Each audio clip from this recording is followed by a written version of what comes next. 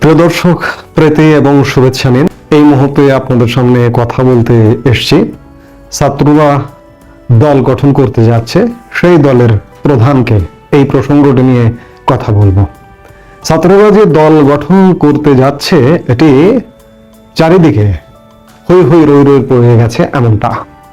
যেমন গতকাল বৃহস্পতিবার একটি লিখিত ভাষ্য প্রকাশিত হয়েছে মোহাম্মদ ইউনূসের, প্রধান উপদেষ্টা মোহাম্মদ ইউনূসের।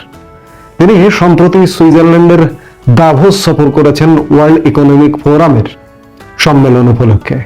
সেই সম্মেলনে গিয়ে তিনি ব্রিটিশ গণমাধ্যম দ্য ফিনান্সিয়াল টাইমসের একটি পডকাস্টে অংশ নিয়ে সেখানেও তিনি বলেছেন যে ছাত্ররা দল গঠন করবে।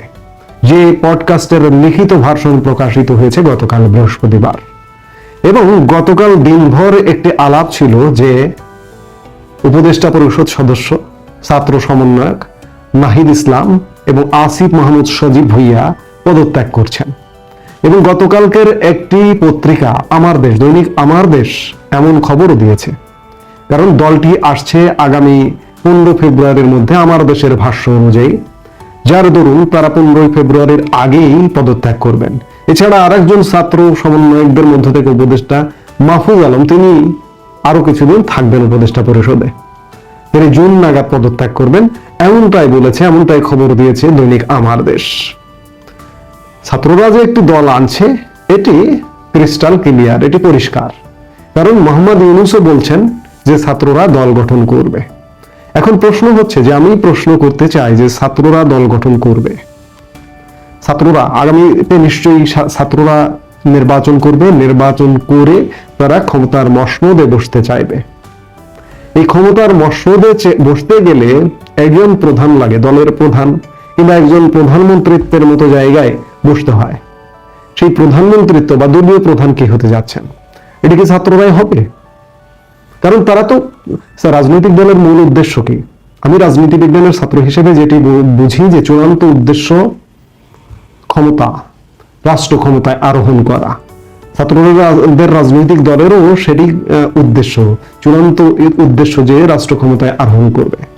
সেক্ষেত্রে রাষ্ট্র ক্ষমতায় আরোহণ করলে ছাত্রদের মধ্য থেকেই কি প্রধানমন্ত্রী হবে? আমি মনে করছি না যে ছাত্রদের মধ্য থেকেই প্রধানমন্ত্রী হবে। তাদের ফার্স্ট চয়েস কে থাকতে পারেন? মোহাম্মদ ইউনূস কি থাকতে পারেন? মোহাম্মদ ইউনূস বয়স বিবেচনায় তিনি হয়তো নাও থাকতে পারেন, কারণ মোহাম্মদ ইউনূস এর আগেও রাজনৈতিক দল গঠন করবার একটা চেষ্টা কিন্তু করেছিলেন 1-11 সময়কালে। সেই চেষ্টায় তিনি ব্যর্থ হয়ে বিদেশে চলে গিয়েছিলেন। আর মনে হয় না, যে মনে করছি না যে মোহাম্মদ ইউনূস আবার সেই প্রক্রিয়ায় আসবেন।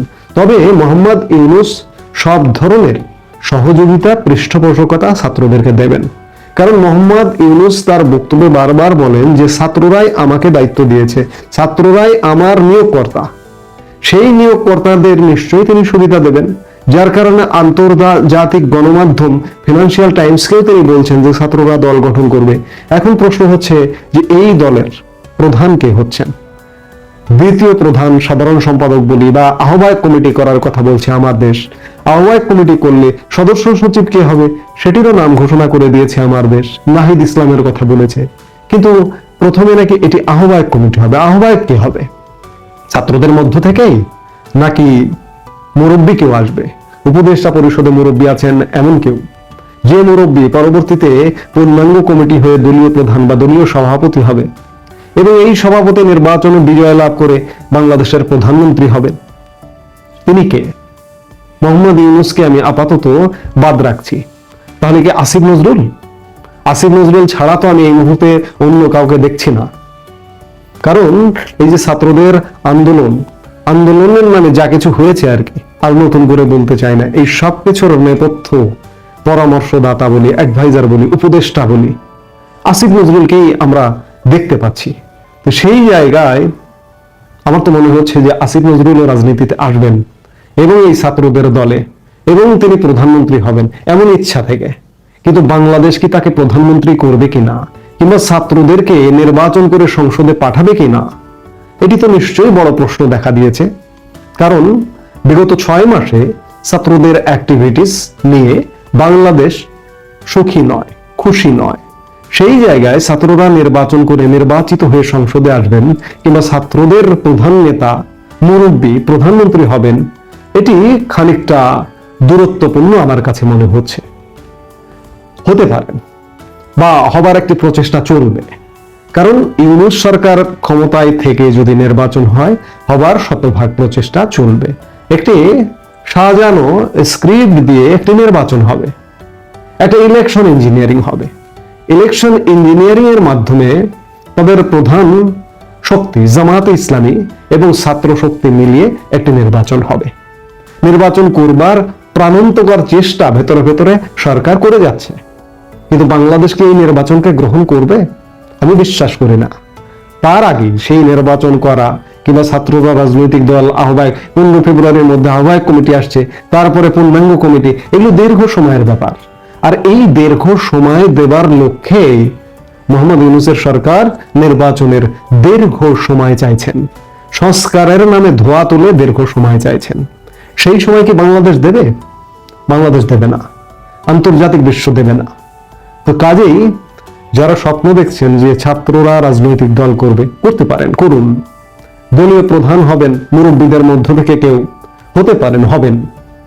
কিন্তু নির্বাচন তো হয়ে সংসদে যাবেন কিনা, কিংবা প্রধানমন্ত্রীত্বের স্বপ্ন দেখছেন, প্রধানমন্ত্রী হবেন কিনা, এটি বড় প্রশ্ন। এটি যে হবেন না, সেই প্রেক্ষাপট গত 6 মাসে কিন্তু রচিত হয়ে গেছে। তো সেই জায়গায় ছাত্রদের দল অন্য আর 5টা যে ছোট ছোট রাজনৈতিক দল থাকে না, তেমনটাই হবে বলে বিশ্বাস করি। এই মুহূর্তে এ পর্যন্ত। সবাই ভালো থাকুন, সুস্থ থাকুন।